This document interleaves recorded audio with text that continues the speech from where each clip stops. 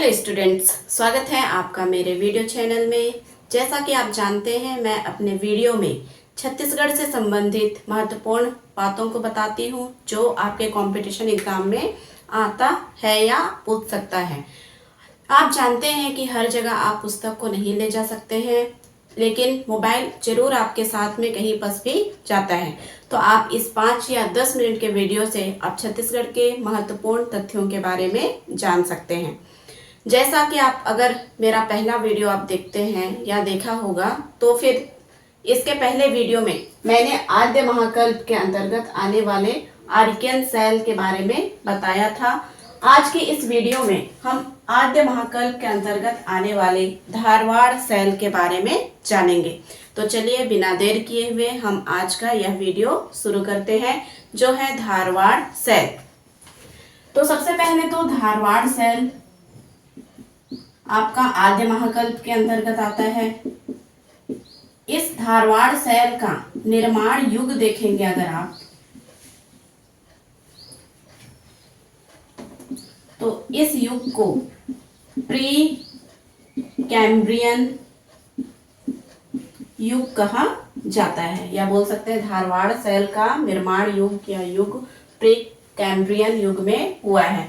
अब यहाँ पास अगर आप धारवाड़ सेल का चट्टान देखते हैं, तो इसमें 3 प्रमुख, पहला नीस, दूसरा ग्रेनाइट और तीसरा साइनाइट, ये 3 प्रमुख चट्टानें पाई जाती है।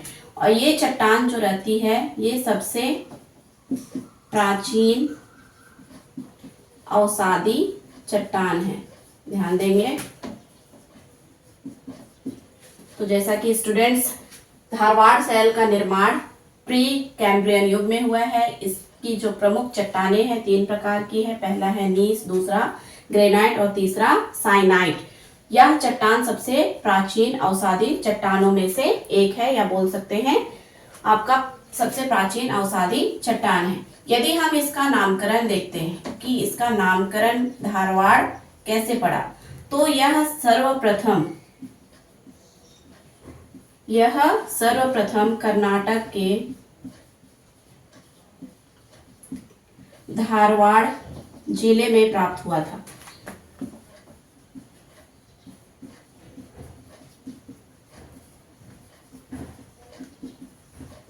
जिसके कारण इसका नाम धारवाड़ सेल पड़ा। ठीक है, तो नामकरण किस आधार पर हुआ है कि यह कर्नाटक के धारवाड़ जिले में सबसे पहले प्राप्त हुआ था, इस कारण इसका नाम धारवाड़ सेल पड़ा। अगर हम बात करते हैं जीवाश्म की, तो इसमें जीवाश्म नहीं पाए जाते हैं। आप जानते हैं जीवाश्म क्या होता है, नहीं पाए जाते हैं। और यदि हम बात करते हैं खनिज की, ध्यान देंगे, इंपॉर्टेंट है कि धारवाड़ सेल में किस प्रकार के खनिज पाए जाते हैं। तो ये है आपका टीन, लौह व कोरंडम। ध्यान देंगे स्टूडेंट्स, आपका धारवाड़ सेल में 3 प्रकार के खनिज पाए जाते हैं, जो कि है टीन, लौह और कोरंडम। ठीक है, आगे अगर हम देखते हैं विस्तार, ये कहाँ कहाँ पाया जाता है। सारे सेल का एक एरिया रहता है या विस्तार क्षेत्र रहता है, जिसके आधार पर वह पाया जाता है। तो यदि हम विस्तार क्षेत्र देखते हैं, तो पूर्वी बघेलखंड मैं इसके पहले वीडियो में बता चुकी हूँ। अगर आप पूर्वी बघेलखंड कौन सा छत्तीसगढ़ के क्षेत्र में है, तो आप देख सकते हैं पूर्वी बघेलखंड। यह पूर्वी बघेलखंड के बलरामपुर जिले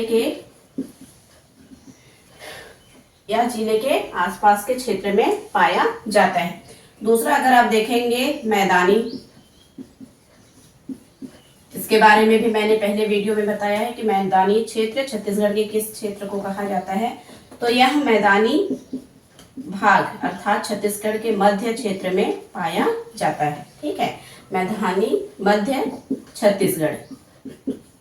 आगे अगर आप देखते हैं बस्तर, या इसी को आप नाम दे सकते हैं दंडकारण्य।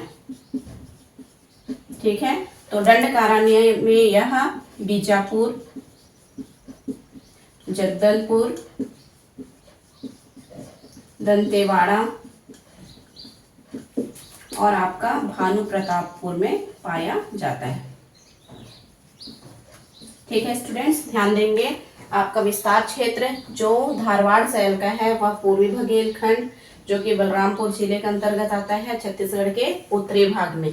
मैदानी क्षेत्र बीच का, छत्तीसगढ़ का बीच का एरिया जिसे हम मैदानी भाग से जानते हैं। बस्तर या दंडकारण्य में यह बीजापुर, जगदलपुर, दंतेवाड़ा और भानु प्रतापपुर में पाया जाता है। अगर हम इसका देखते हैं सीरीज कि यह कौन कौन से सीरीज में पाया जाता है, ठीक है, तो आ जाता है दुर्ग संभाग में। दुर्ग संभाग में यह चिल्फी घाटी में पाया जाता है। बहुत ही नामी है आपका चिल्फी घाटी सीरीज। अगर हम देखते हैं रायपुर संभाग में